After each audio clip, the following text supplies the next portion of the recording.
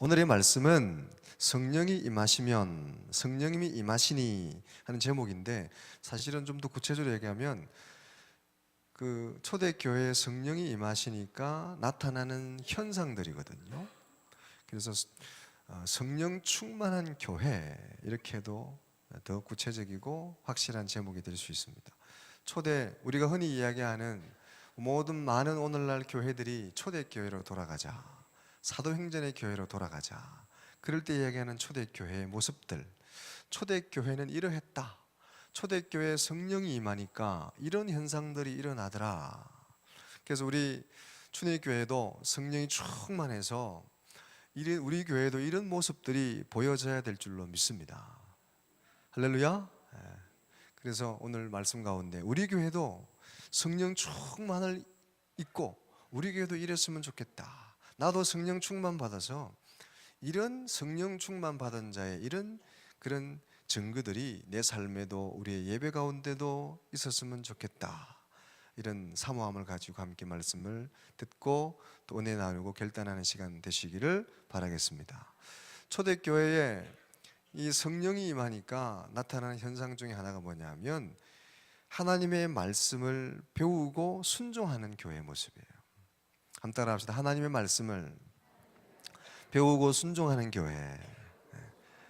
오늘 본문의 2장 42절에 보니까 그들이 사도의 가르침을 받아, 이런 말씀이 나오죠. 사도의 가르침을 받았다. 성령이 임하니까 그들이 사도들의 가르침을 받는, 베드로 사도에게 우리가 어떻게 하면 됩니까? 어떻게 해야 구원에 이릅니까? 가르침에 대한 갈급함이 있는 거예요. 여러분, 성령은 진리의 영입니다.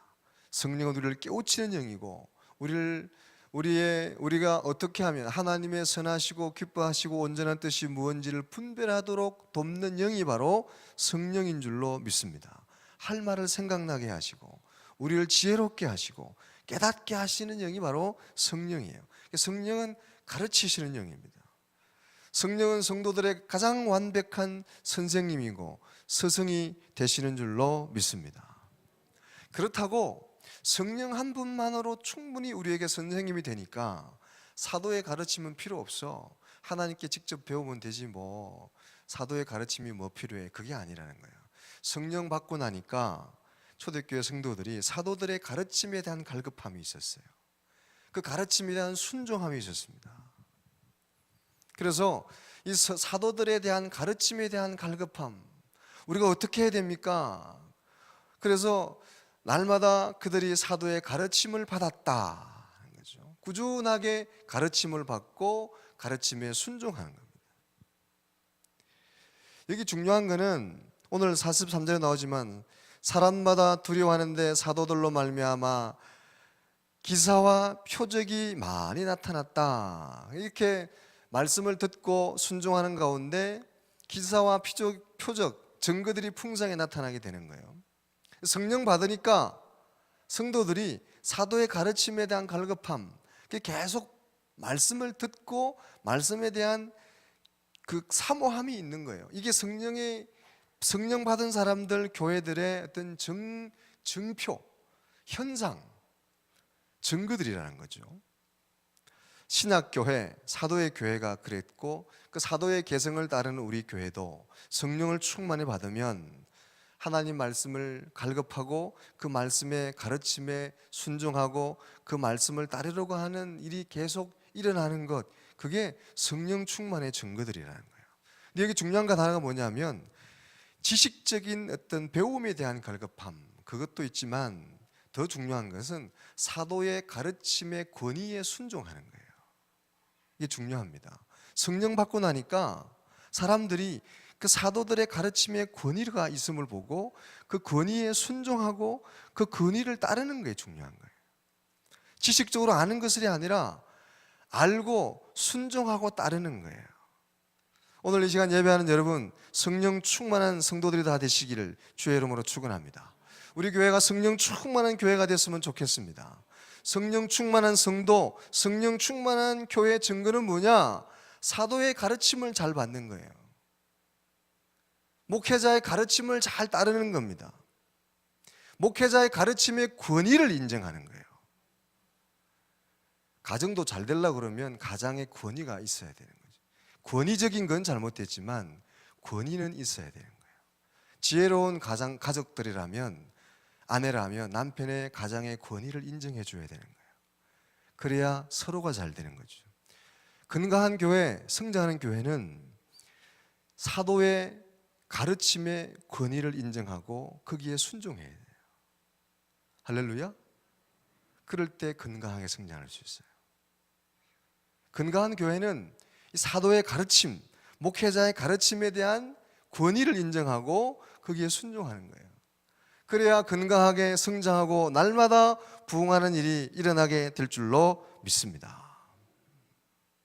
말씀을 받을 때 이 설교에 대한 권위를 여러분이 인정해 줘야 돼요. 예배 드리는 자세도 중요하고 말씀을 받는 자세도 중요합니다. 하나님의 말씀에 대한 지식적인 알미 아니라 알고 순종하고 그 권위에 순복하는 거예요. 제가 목사라서 그런 게 아니고 목사의 권위에 여러분 순종할 때 교회는 잘 세워질 줄로 믿습니다. 별로 기분이 안 좋으세요? 그게 성령 충만의 증거들이야. 성경적이에요. 이게 사도적 권위를, 사도적 교회를 개성하는 교회의 바른 모습이에요. 뭐 목사나 나나 다 같은 사람인데 하나님께 가르침 받으면 되죠. 뭐 목회자의 천만의 말씀이에요. 교회가 건강하게 세워지려고 그러면 사도의 권위가 있어야 되는 거죠. 여러분이 세워주셔야 됩니다. 할렐루야. 목회자의 말에 순종하고 때로는 좀 안 맞더라도 순종할 때, 그럴 때 교회가 건강하게 서는 줄로 믿습니다. 영 아니다 잘못 가면 살짝 저한테 얘기해 주세요. 그러나 여러분 순종하셔야 돼요. 하나님의 권위, 가르침에 대한 권위에 순종할 때 교회가 건강한 거예요. 우리가 교회에 직분자를 세웁니다. 매 연말 당회 또 구역회를 통해 직분자를 세우잖아요. 직분자들이 하나님의 교회 가르침, 특히 직분자들, 우리 감리교 교류와 장정에도 가장 직분자들의 사명, 직위, 직무의 첫 번째가 뭐냐? 담임 목사를 도와서 전도하고 담임 목사를 도와서 예배드리고 봉사하고 섬기는 거예요. 여러분들은 저를 도와줘야 돼요. 할렐루야. 여러분 마음대로 섬기는 게 아니에요. 그러니까 여러분들은 목사님 어떻게 해야 됩니까? 어떻게 해야 제가 잘 도울 수 있겠습니까? 저한테 물어봐야 돼요. 하나님께 듣고 하면 되지 뭐. 천만의 말씀 만만의 콩떡이에요. 하나님의 말씀도 듣지만 교회의 권위를 인정해 줘야 되는 거죠. 할렐루야. 그럴 때 교회가 건강하게 서갈 수가 있어요. 별로 기분들이 안 좋으신 것 같아요. 제가 목사라서 그런 게 아니라 여러분 우리 교회에 저도 있고 전도사님도 있잖아요. 전도사님의 권위 또 인정해 줘야 되는 거예요. 할렐루야. 젊다고 그냥 여러분들 그냥 심부름이나 하는 사람이라고 생각하면 천만의 말씀이에요. 사도의 권위를 인정해 줘야 돼요. 목회자로서의 권위로 인정해 주시기를 주의 이름으로 부탁을 드립니다. 그냥 차량 운행하는 운전사가 아니에요. 여러분들 그냥 잡심부름이는 시다바리가 아니, 그야말로 사도의 권위를 인정해 주는 거예요. 교회가 그럴 때 건강해야 돼요. 담임 목사의 권위가 서 있어야 됩니다. 오늘 제가 작정하고 말씀드리는 거예요. 우리 교회가 더 건강하게 부흥하기 위해서는 여러분들이 잘하고 계신데 2% 부족해. 더 잘하셔야 돼요. 2% 더 채웠으면 배가로 부흥했을 텐데 2%가 부족해요. 담임 목사에 대한 권위를 인정해 주셔야 됩니다. 때로 마음에 안 들고 부족해도 담임 목사의 권위가 설 때 교회는 건강하게 강건하게 날마다 더하는 무리가 더하는 교회가 되어갈 줄로 믿으시기 바랍니다. 이게 성령 충만한 교회의 증거들이에요. 성령 충만하면 당연히 하나님의 사도적 교회의 이 사도의 권위를 인정하고 순종하는 거예요. 따르는 겁니다. 목사님이 말씀하셨으니까. 제가 이 얘기는 안 하려고 했는데 제가 우스갯소리를 들으십시오. 작년에 우리 교회에서 웨슬리 핵심 기념 집회를 했습니다. 저는 그게 아주 기억에 남아요. 여러분들은 잊어버렸겠지만 근데 제가 사회를 봤는데 많은 분들이 오셔서 지방에서 사람들이 많이 왔는데 뒤에는 꽉 찼는데 앞에가 자리가 좀 비었어. 그래서 제가 사회 보면서 앞에가 좀 비었으니까 뒤에 오는 사람들을 위해서 우리 춘일교회 교인들이 앞으로 좀 앉으세요. 근데 아무도 안 와. 그렇게 말하는 거예요. 제가 창피해 죽는 줄 알았어요. 아니 담임 목사가 우리 춘익교회 여러분들이 좀 양보해서 앞에 좀 앉으세요. 그러면 한두 사람이 더 와서 앉아야 되잖아요. 아무도 안 한다. 내가 창피해서 빨리 다른 말로 했는데 교회의 건강도가 그런 데 드러나는 거예요. 담임 목사가 말하면 순종하는 여러분 되시길 주의 이름으로 축원합니다. 죽으러 가라는 것도 아니고 앞에 앉아라는 건데 그것도 안 들어가지고 무슨 교회가 되겠어요. 순종하지 않으면 담임 목사의 건의가 안 쓰면 교회가 부흥할 수가 없어요. 건강에 세워질 수가 없어요. 제가 정말 잘못해가지고 정말 빗나가지 않는 이상은 여러분 순종하시고 건의를 세워줄 때 교회가 건강하게 세워지는지를 믿으시기 바랍니다. 성령의 충만하면 드러나는 증거들이에요. 증거들. 두 번째는 뭐냐 하면 성령 충만하니까 초대교회에 드러난 증거들이 뭐냐? 사랑이 드러나는 거죠. 사랑이 드러나. 사랑하는 교회. 따라합시다. 성령 충만하면 사랑하게 됩니다. 사랑하는 교회.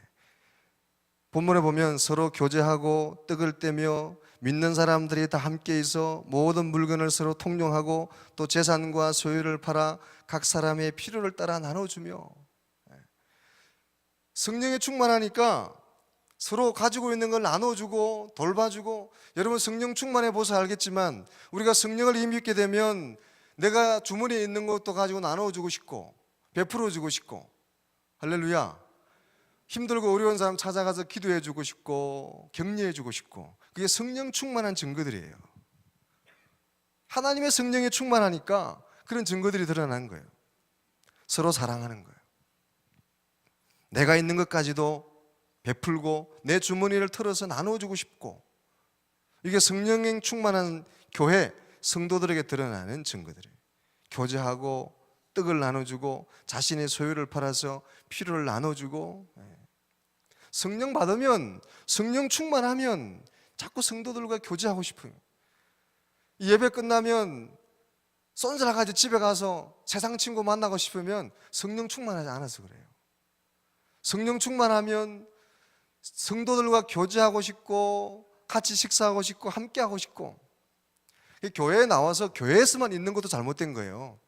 가서 직장 생활을 건강하게 하고 가정을 잘 세우는 게 좋은 모습인데 그러나 성령이 임하면 자꾸 하나님의 사람들과 교제하고 싶은 게 같이 있는 것도 나누고 싶은 것이 성령 충만의 증거인 줄로 믿으시기 바랍니다. 그리고 오늘 이 말씀을 보면 여러분들이 그러면 목사님 내 소유를 다 팔아서 함께 공동 소유로 만들어야 됩니까?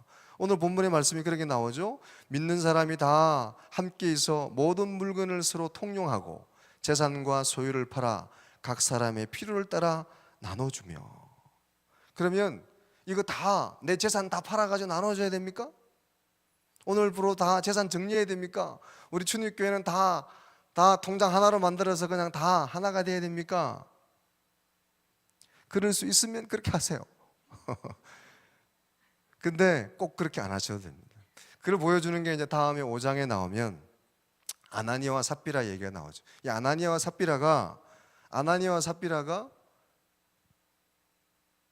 지은 죄가 뭡니까? 자신의 개인의 재산을 가지고 있는 게 죄가 아니고 그것을 속인 게 죄예요. 속인 게. 그러니까 그들의 죄는 자신들의 판 것의 수익금의 일부를 그대로 가지고 있었다는 것. 그것이 문제가 아니고 개인의 소유가 있었다는 게 잘못이 아니라 모두 다 드리는 척 하면서 일부를 가지고 있었다는 거예요. 그게 이들의 죄입니다. 그러나 분명한 것은 성령 충만한 공동체는 가난한 사람들의 필요를 채워주고 그들과 교제하고 그들을 격려하고 위로하는 것 이게 바로 성령 충만한 교회 성도들의 나타나는 증거요 현상이요 삶의 모습인 줄로 믿으시기 바랍니다. 성령 충만하면 나눠주고 싶은 거예요. 베풀어주고 싶고 격려해주고 싶고 주머니 털으라고 그러니까 또 이상해. 여러분 성령 충만하셔서 주변의 약한 자들, 어려운 자들 도울 수 있고 또 도울 수 있는 우리 교회가 되어가기를 바라겠습니다. 할렐루야. 더 우리가 주변에 또 이웃들에게 나눌 수 있는 교회 될 수 있도록 기도해 주시고 협력해 주시기를 주의 이름으로 부탁을 드립니다. 성령 충만한 증거들이에요. 또 하나 성령 충만하니까 세 번째는 뭐냐? 예배하는 교회예요.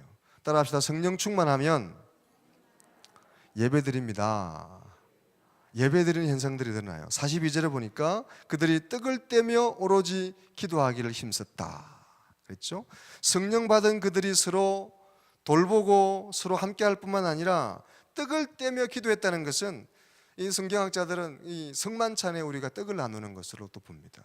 그래서 예배 때 이렇게 성찬을 나누면서 그리고 함께 합심해서 공동의 기도를 드리면서 그렇게 떡을 떼며 기도하는 삶을 살게 되는 거죠. 초대교회가 가지는 두 가지 면에서의 균형이 있는데 그게 뭐냐면 하나는 예배가 공적인 예배와 또 집에서 드리는 예배가 균형을 이루었어요. 오늘 본문 사도행전 2장 46절을 보면 이런 말씀이 있죠. 날마다 마음을 같이하여 성전에 모이기를 힘쓰고 집에서 떡을 떼며 기쁨과 순전한 마음으로 음식을 먹고, 날마다 마음을 같이하여 성전에 모이기를 힘쓰고 집에서 떡을 떼며 기쁨과 순전한 마음으로 음식을 먹고. 성전에 모이기를 힘써서 성전에서 드리는 공예배, 주일 예배, 수요 예배, 금요 기도, 새벽 기도, 이 공예배들도 열심히 드리고 성령 충만 받으면 집에서 드리는 가정 예배, 속회 예배, 또 직장에서 드리는 예배, 이 사적인 이런 예배 집회도 이게 서로 균형을 이룬다는 거예요. 성령 충만한 성도는 이 공은 예배와 이 사적인 예배가 균형을 이루는 모습을 보이는 거예요. 새해 맞아서, 새봄을 맞아서 혹시 여러분 가정에 가정 예배가 떨어지는 게 수독됐다면 가정 예배를 회복하시기를 주의 이름으로 부탁을 드립니다. 공 예배와 집에서 드린 예배가 균형을 이뤘어요. 또 속회를 쉬고 있는 분들, 속회도 공적인 예배로 할 수 있지만 속회하듯이 함께하고 가정에서 속회를 드리시고, 그렇게 이 공적인 예배와 집에서 드리는 예배가 균형을 이룰 수 있도록, 그게 성령 충만한 교회의 현상, 증거들입니다. 또 하나는 기쁨과 경건함이 균형을 이루는 거예요. 예배는 기쁘게 드리고 즐겁게 드려야 되는 줄로 믿으십시오. 오늘 본문에 보면 기쁘고 순전한 마음으로 하는 단어가 나오는데, 이것을 몹시 기뻐함과 마음의 순전함, 정말 엄청나게 기뻐하고 마음의 순전함으로 드리는 그런 예배예요. 이걸 쉬운 성경에 뭐라고 얘기하냐면 마음으로부터 나오는 진실한 기쁨, 마음에서부터 나오는 순전한 기쁨, 이것으로 드리는 예배예요. 오늘 예배 드린 여러분 마음에 이런 기쁨이 있습니까? 예배 안 드리면 찝찝하니까, 예배 안 드리면 한 주간 무슨 일이 날까 봐 찝찝하니까 그냥 치러야 되는 행사로 나와서 예배 드리고, 그렇게 나오신 분 안 계시죠? 예배를 즐겁게 기쁘게 감사함으로 즐거움으로 드리는 여러분 되시기를 주의 이름으로 축원합니다. 성령 받으면 그런 거예요. 갈라디아 5장 21절에 보면 성령의 열매 중에 희락이 있죠. 성령 받으면 사람이 기뻐져요. 성령 받은 사람은 얼굴에 기쁨이 넘치는 거예요. 옆 사람 쳐다보세요. 오늘 날씨처럼 꿀무리하고 얼굴이 좀 이렇게 날씨처럼 이렇게 그런 분들은 성령이 소멸돼서 그래요. 성령 충만하셔야 돼요. 성령 충만하시길 바랍니다. 기쁨의 예배를 드려야 돼요. 근데 중요한 건 균형이 필요한데, 기쁨과 뭐가 균형을 이루어야 되냐? 경건함이 균형을 이루어야 돼요. 하나님에 대한 두려움이 있어야 돼요. 오늘 본문 43절에 보면 사람마다 두려워하는데 성령이 임하면 하나님에 대한 두려움이 생깁니다. 하나님을 경외하게 됩니다. 예배가 기쁨도 있어야 되지만 하나님에 대한 두려움도 있어야 되는 거예요. 조심스러움이 있는 거예요. 몸과 마음도, 온몸무새도. 여러분 예배 드린 자세를 한번 생각해 보세요.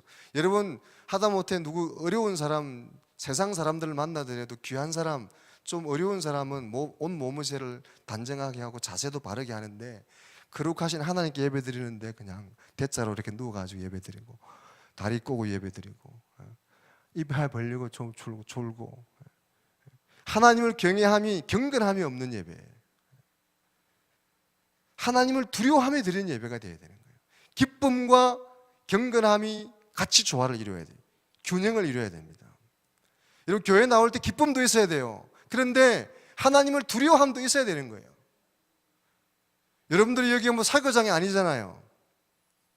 하나님 앞에 경건함으로 조심스럽게, 때로는 특히 적어도 예배당 안에서만큼은 말 한마디, 발걸음 하나하나가 조심스러워야지. 하나님을 의식한 그런 경건함이 있어야 되는 거죠. 이것은 자세나 태도나 표정이나 모든 부분에서 여러분 드러나야 되는 거예요. 우리의 마음에 기쁨으로 드리되 하나님을 향한 경건함이 함께 균형을 이루는 예배, 이게 초대교회 성령 충만함이 임할 때 드러나는 성도들의 예배드리는 모습, 성령 충만한 교회들에게 나타나는 증거들이 초대교회의 모습이었어요. 이런 은혜가, 이런 모습이 우리 춘일교회도 있어지기를 주의 이름으로 축원합니다. 성령 충만 받으세요. 에이, 듣고 보니까 별로 좋은 거 아니네, 그냥 안 받을래 그러시지 마시고 성령 충만. 또 하나 마지막 뭐냐면 전도하는 겁니다. 여러분, 사도행전 2장 47절에 보면 그런 말씀이 있죠. 하나님을 찬미하며 또 온 백성에게 칭송을 받으니 주께서 구원받는 사람을 날마다 더하게 하시니라. 할렐루야. 날마다 구원받는 사람을 더하게 하셨다. 초대교회는 구원받는 수가 날마다 더하게 됐어요. 날마다 전도하는 교회였습니다. 근데 중요한 것은 주께서 하셨다는 거죠. 성도들이 노력하고 전도지도 돌리고 전도도 하지만 결국 영혼을 주께로 인도하시는 분은 하나님이시고 주님이 하시는 줄로 믿습니다. 한번 따라합시다. 주님이 하십니다. 주님이 결국 그들을 주께로 인도하시는 거예요. 우리가 노력도 하고 기도도 하고 권면도 하지만 그게 필요 없는 건 아니지만 그 하나님이 하신다고 하는 믿음을 가지고 거기에 그 겸손히 자신을 거기에 의지하면서 하는 게 전도라는 거죠. 주께서 하신다. 그리고 구원받는 사람을 더하게 하셨다. 이 구원받는 사람을 더하게 하셨다는 게 두 가지 짝을 이루는데요, 이것도 중요한 의미가 있어요. 구원받지 못한 사람을 더하는 게 아니고 구원받은 사람을 더한다. 구원받는 사람. 이걸 거꾸로 얘기하면 구원받지 못하고 교회에 더해지는 사람이 없고 교회에 더해지지 않고 구원받는 사람이 없어요. 구원과 교회가 함께 가는 거예요. 공동체적인 구원입니다. 그래서 나는 뭐 마음으로만 믿으면 되지, 그렇지 않아요. 구원받은 사람이 교회에 더해지는 겁니다. 할렐루야. 이게 사도적 교회예요. 성령 충만한 교회의 증거들입니다. 또 날마다 더하게 하셨다. 날마다 구원받는 수가 날마다 더하게 하셨다. 우리 춘일교회에 구원받는 무리들이 또 사망의 생명으로 옮기는 무리들이 날마다 더해지는 은혜가 있기를 소원합니다. 할렐루야. 이게 꿈만이 아니라 사도 초대교회가 그랬고 우리가 믿음 안에 있고 성령 충만 받으면 우리가 꿈꿀 수 있는 교회의 모습인 줄로 믿습니다. 구원받는 수가 날마다 더하는 거예요. 날마다는 안 되더라도 주마다 매주마다 더하면 얼마나 좋을까. 할렐루야. 성령 충만한 교회는 구원받는 수가 날마다 더했다. 초대교회는 가끔씩 10주년 기념, 40주년 기념 또는 봄, 가을로 그렇게 전도하는 게 아니라 날마다 전도는 날마다 하는 건 줄로 믿습니다. 날마다 예배 드리듯이 날마다 구원의 수가 더해지는 거예요. 우리가 가져야 될 교회에 대한 꿈이에요. 비전. 초대교회 하지만 우리가 교회, 그것이 이상만이 아니라 하나님의 성령이 임하면 구원을 받는 무리가 날마다 더하는 것이 현실로 또 우리가 기도해야 될 비전이고 꿈이 되는 줄로 믿습니다. 하나님이 하시면, 주께서 역사하시면 우리가 꿈꾸는 교회, 우리가 바라보는 교회. 그래서 오늘 이 사도행전 2장 42절에 이하에 보면 성령이 임하시니까 그 초대교회에 드러나고 있는 성령 받은 교회 공동체, 성령 받은 사람들, 초대교회에 드러나는 현상들을 제가 네 가지로 말씀드렸어요. 이런 모습들이 우리 교회에도 있어지기를 간절히 소원합니다. 우리 교회도 성령 충만하기를 소원합니다. 한번 따라합시다. 성령 충만 받읍시다. 성령이 이끄시는 교회, 성령이 충만한 교회, 성령이 주님이 되시고 역사하시는 교회, 성령의 임재가 가득한 교회. 그러려면 그 성령이 우리에게 임하는 모습들 중에는 사도의 권위를 인정하는 거예요. 순종. 그래서 사도와 이 모든 것들이 다 교회와 연관이 있는데 사도의 권위에 순종한다. 가르침을 사모하고 가르침을 아는 것으로 끝나는 것이 아니라 그 권위를 순종하는 거예요. 권위를 인정하는 겁니다. 또 서로 사랑하고 자기 것을 나눠주고 서로 자기를 베푸는 사랑이 충만한 모습들.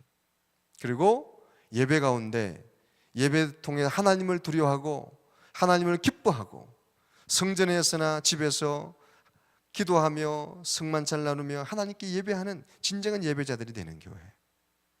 그리고 날마다 구원받는 무리가 더하는 전도하는 복음 전하는 우리 안에 갇히는 것이 아니라 세상을 향해 선교하는, 성령은 선교하는 영인 줄로 믿습니다.